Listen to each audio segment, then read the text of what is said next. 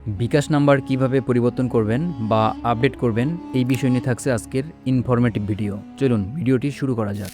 বিকাশ number পরিবর্তন করার জন্য বিকাশ অ্যাপসে প্রবেশ করে এখানে বিকাশের যে প্রোফাইল লগোটি দেখতে পাচ্ছেন এই অপশানে ক্লিক করে দেন। এখানে ক্লিক করার পরে একদম নিচের দিকে দেখুন বিকাশ নাম্বার আপডেট নামে একটা অপশান রয়েছে। এই অপশানে যদি ক্লিক করি তাহলে দেখুন দুঃখিত লেখা আসে, অর্থাৎ বিকাশ অ্যাপে নাম্বার আপডেট করার অপশান থাকলেও আপনি কিন্তু নাম্বার আপডেট করতে পারছেন না। বিকাশ অ্যাপ থেকে নিজে নিজে নাম্বার আপডেট করা বা নাম্বার পরিবর্তন করার বিষয়টি তারা সাময়িকভাবে স্থগিত করে রেখেছে। আর এই বিষয়ে বিস্তারিত জানার জন্য তারা কিন্তু তাদের হটলাইনে যোগাযোগ করতে বলেছে। এখন আসি মূল পয়েন্টে।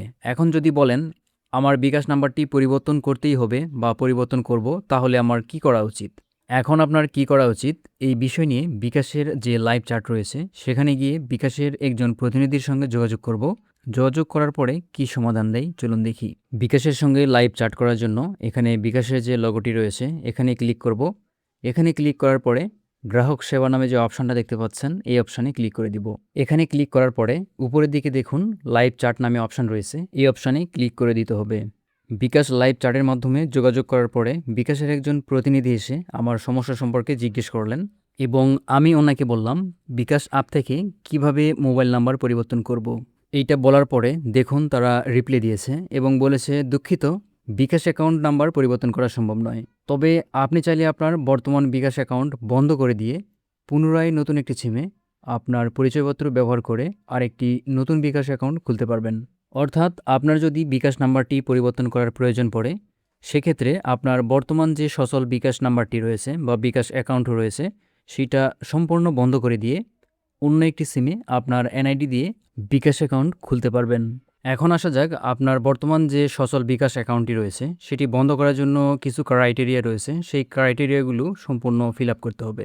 বিকাশ অ্যাকাউন্ট স্থায়ীভাবে বন্ধ করার জন্য যদি ওই বিকাশ অ্যাকাউন্টে ব্যালেন্স থাকে তাহলে সেই ব্যালেন্স একদম জিরো করতে হবে, অর্থাৎ 1 পয়সাও রাখা যাবে না।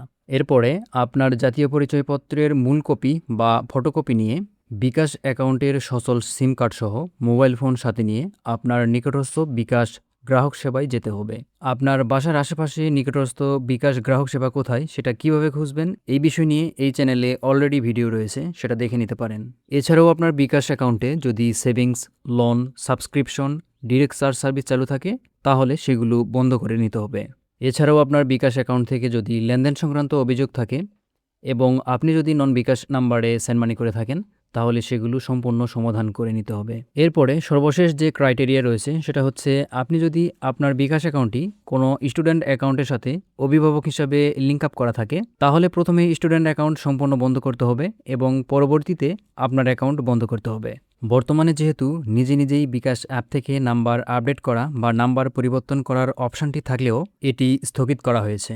বর্তমানে যেহেতু এটা স্থগিত রয়েছে সেজন্য আপনাকে নাম্বার পরিবর্তন কিংবা নাম্বার আপডেট করার জন্য পূর্বে যে নিয়মগুলো বললাম সেগুলো অবশ্যই অনুসরণ করতে হবে। আর পরবর্তী সময়ে অ্যাপ থেকে নিজে নিজেই নাম্বার পরিবর্তন কিংবা আপডেট করার অপশানটি এনাবল হয়ে গেলে এই চ্যানেলে ভিডিও আপলোড করা হবে।